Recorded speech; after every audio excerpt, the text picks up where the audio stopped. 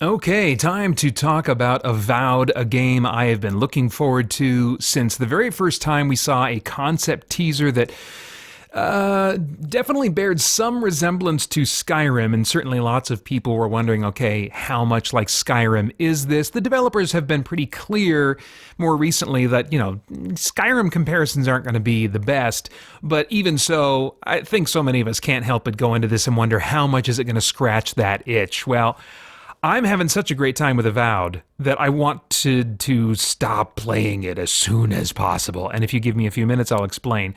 Avowed from Obsidian Entertainment is on the Xbox and on Steam and on Windows and some other thing maybe as well. This is going to be a first impressions review after playing the first 5 hours, mainly to give a sense of what Avowed is and what it's not, and then comment a little on its philosophical and spiritual themes from a Christian perspective. This coming from the Pillars of Eternity series, it's a spin-off from that basically. There's lots of material there ripe for discussion as the spiritual concepts, the theology of the world is very front and center and playing with some interesting ideas. I'll get to that a little later. The official description for Avowed is that it's a first-person fantasy RPG set in the world of Aora, where your choices carve a path through war, intrigue, and ancient mysteries, navigate a land in turmoil, forge powerful alliances or deadly rivalries, and wield magic and steel to shape the fate of the living lands and your own destiny. Mix and match sword, spells, guns, and shields to fight your way. Dig into your grimoire for spells to trap, freeze, or burn enemies. Bash them with your shield or use ranged bows to attack from a distance. All right, so I do want to talk about the combat first.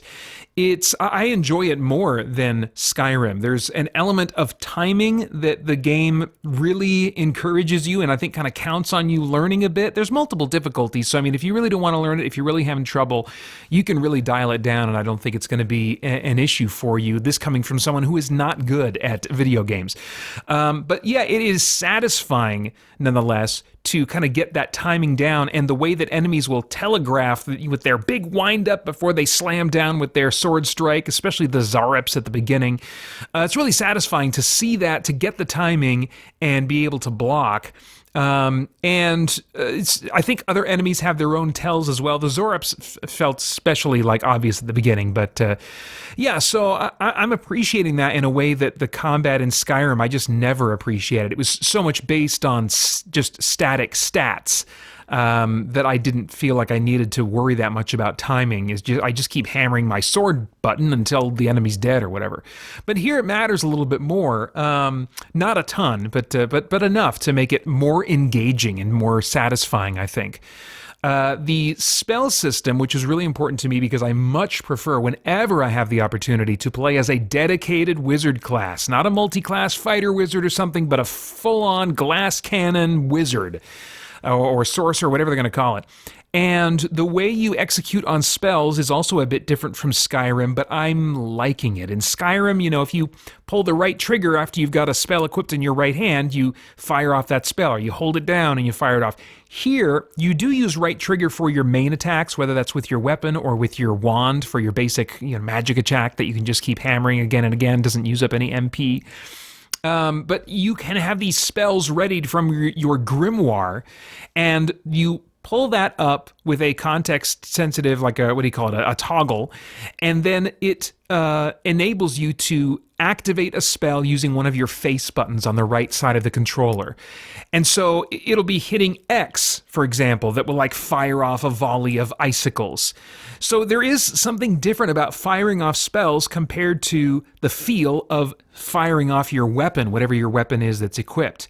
And I wasn't sure how I felt about this at first, but very soon I got into it. I was like, okay, so you're giving up this sense of the spell coming from my right hand in the same way that Skyrim tries to give you that sense, or the way that Ghostwire Tokyo tries to give you that sense, but you're pulling it back to a little bit more of a methodical kind of vibe. Okay, I open up my grimoire and I select this. There's something more technical about it, and that actually feels right in its own way when you're coming from like a D&D inspired magic system where it's these formulas and conceptually and these somatic things you have to do, things you have to say, ways you have to move your hands and stuff like it. There's almost a mathematical quality to spellcasting in many fantasy concepts that D&D has in common with it. And so I could get into it as a vibe, like pulling that up, preparing it, and then hitting a button and executing on it.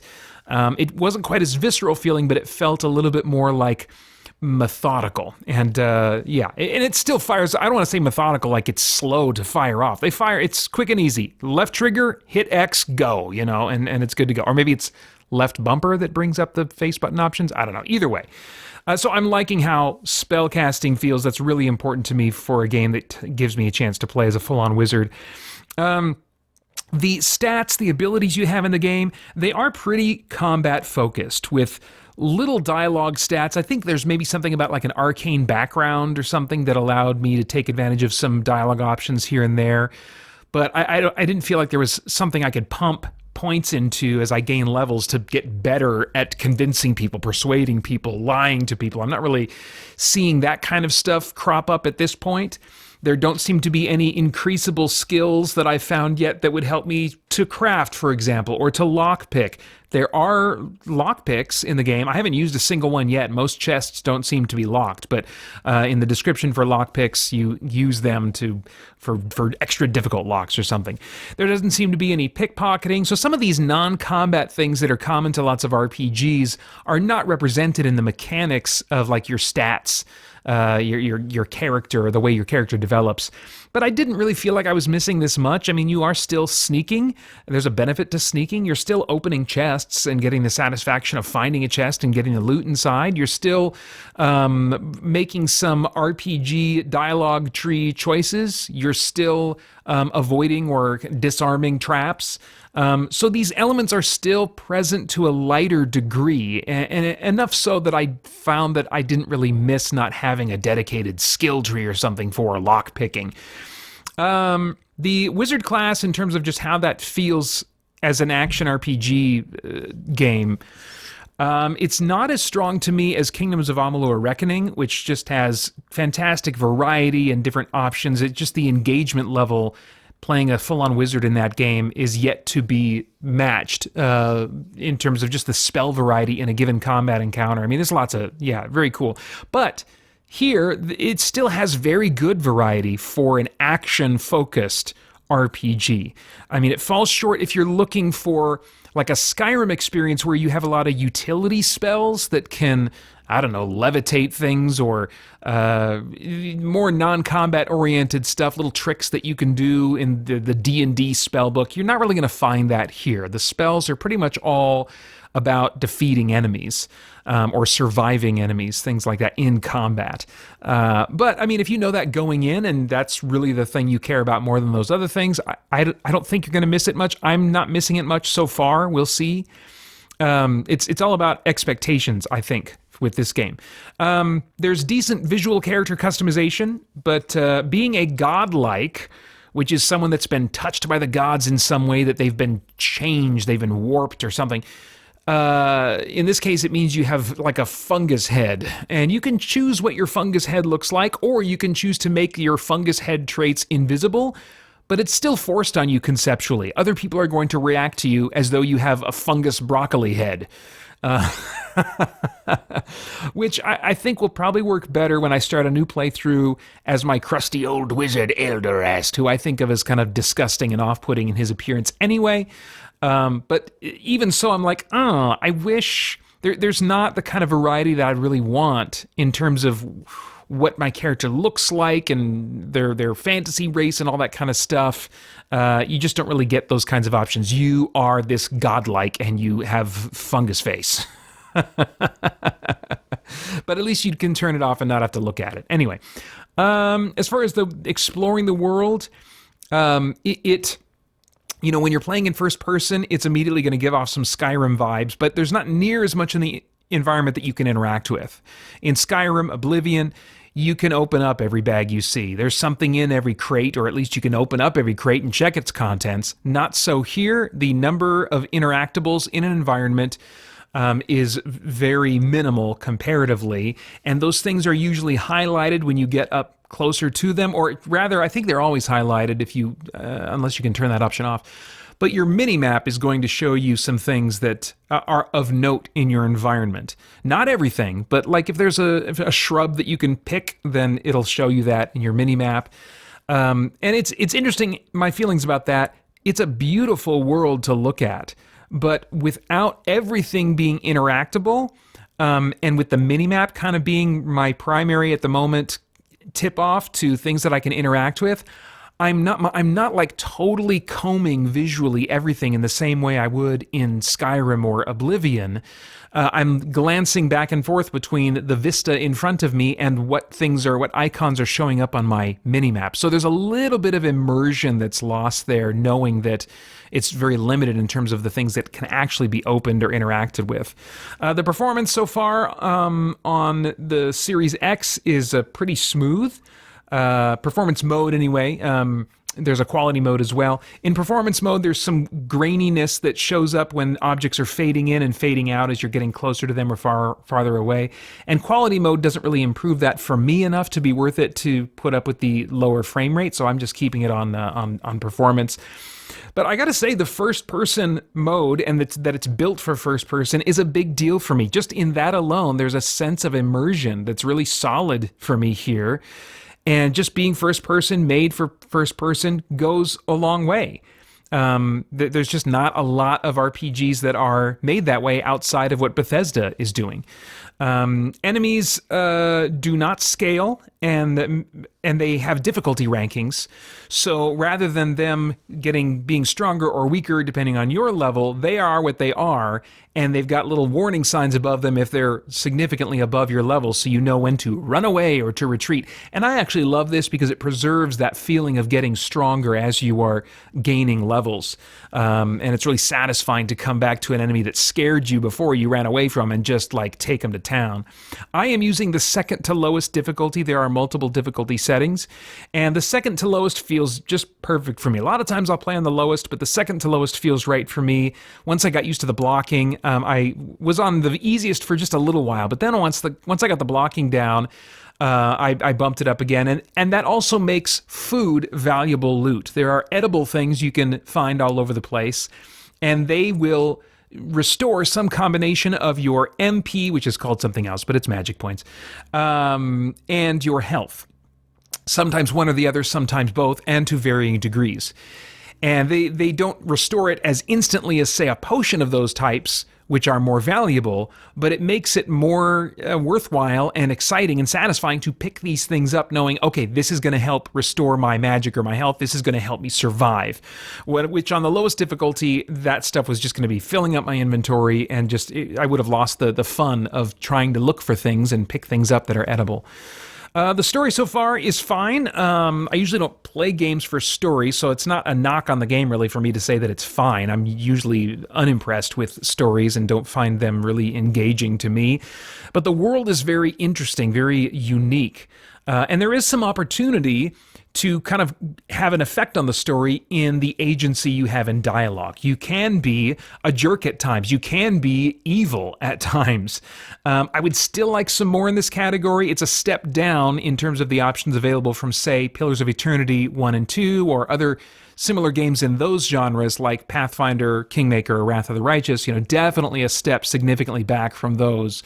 But still satisfying opportunities to be a jerk if you want to, or be a good guy, or whatever. And your protagonist is silent, meaning you select from several options of what your character says. You see entirely the line of dialogue that your character will say should you select that option, and then the person that you're talking to, the NPC, just responds to that. And I love that because it means I know exactly what I'm going to say, and I also have some latitude in my imagination to make it delivered in a certain way. If I want to lace it with a subtext of, yeah, I'm really a jerk right now, or I'm being sarcastic or whatever, there's a little bit more room for me me, in my mind, to have a headcanon of who my character is, compared to when protagonists are voiced and they're just a vanilla, boring character. So I really appreciate the silent protagonist and the full display of the line of dialogue that I select before I select it. The voice acting I find to be pretty solid.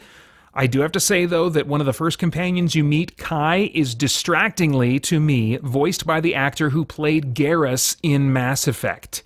Now, he's a fine voice actor. He's doing a fine job here. But Garrus also had a blue color motif. I don't think his skin was blue. I think it was gray, but he was wearing like blue armor or something. And then this character has Kai has blue skin.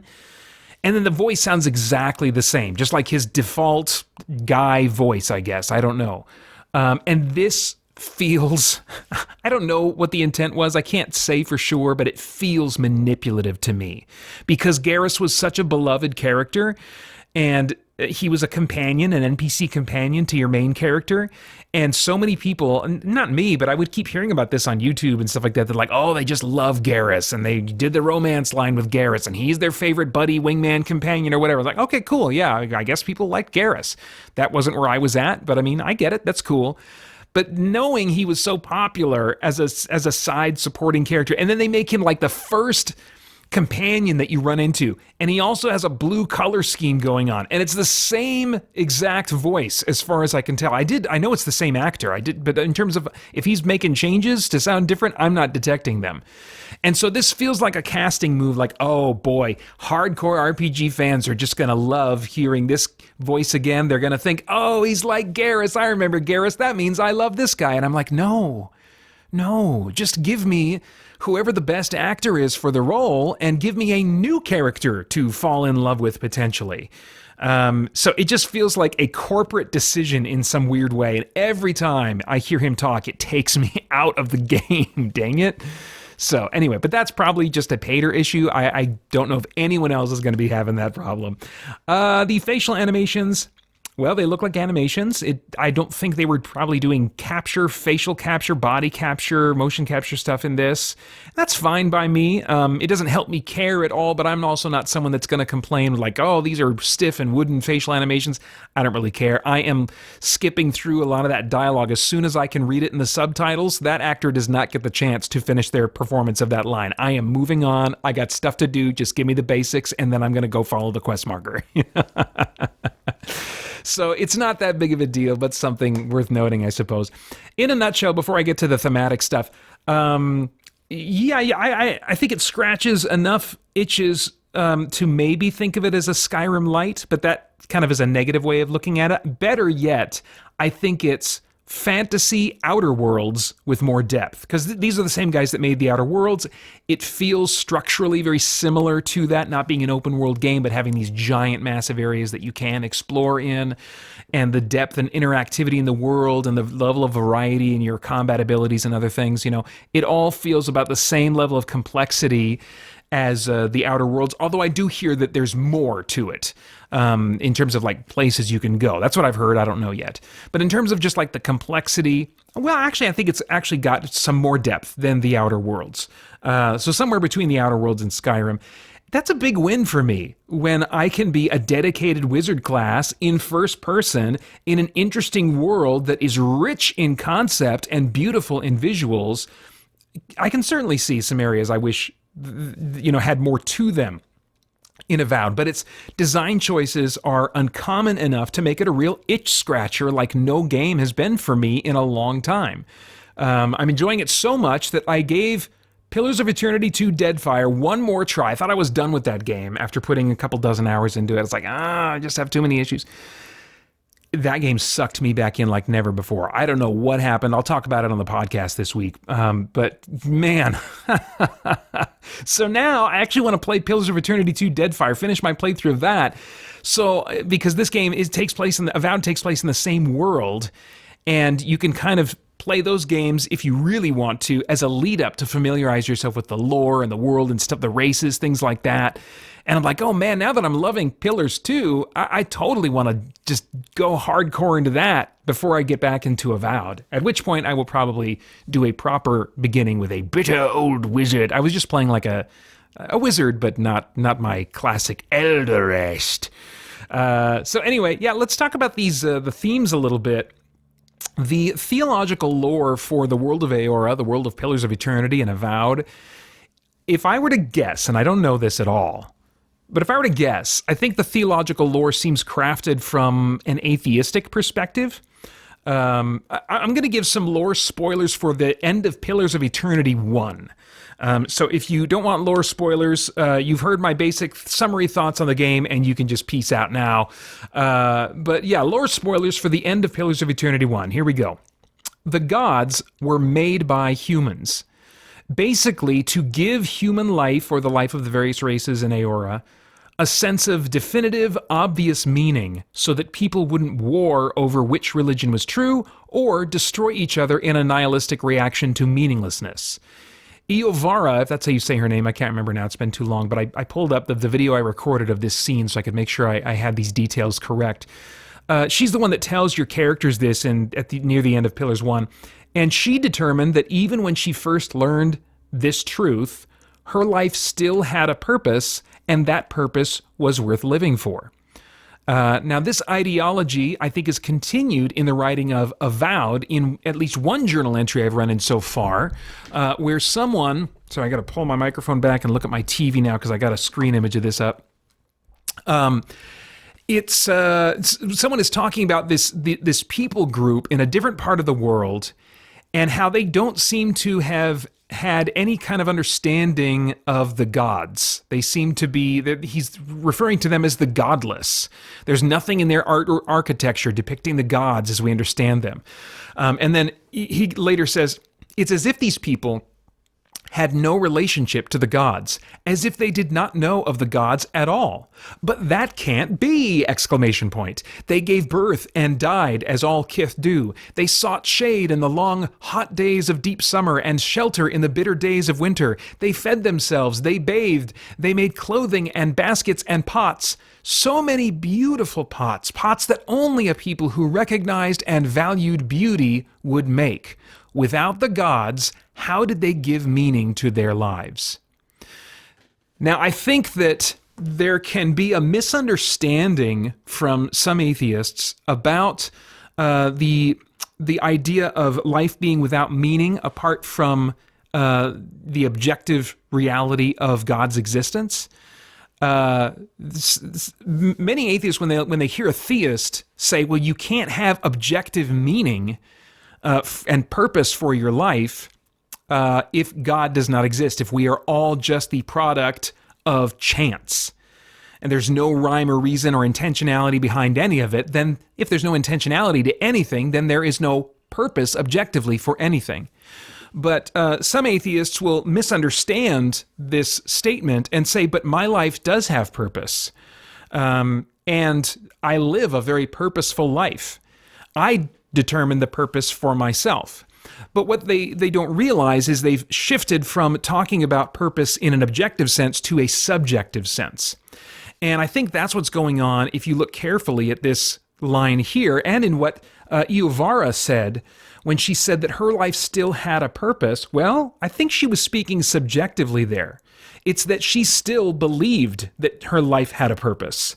And she still believed that purpose that she believed her life had was still worth living for. But that's from a subjective standpoint. When talking conceptually about, okay, is it logically coherent in terms of its concept for there to be objective meaning and purpose if everything was created from purposeless randomness? Sure, we can all fool ourselves into thinking we have purpose. We can give ourselves purpose. Like, here we go. This is the wording at the end here that I think kind of displays this a little bit. Without the gods, this journal entry says, how did they give meaning to their lives?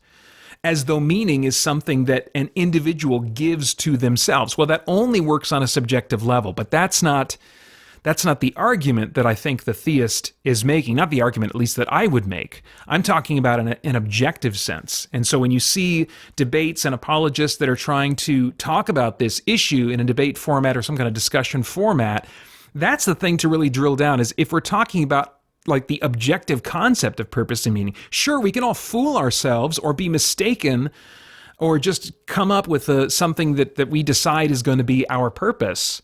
But is that actually, in an objective sense, what we were made for? Well, no, because on a completely naturalistic view, we weren't made for anything. We are an accident. We are completely, random. And so without the objective existence of a God who purposed things, there is no purpose to anything. Unless you have a purposer, there is no purpose, objectively speaking.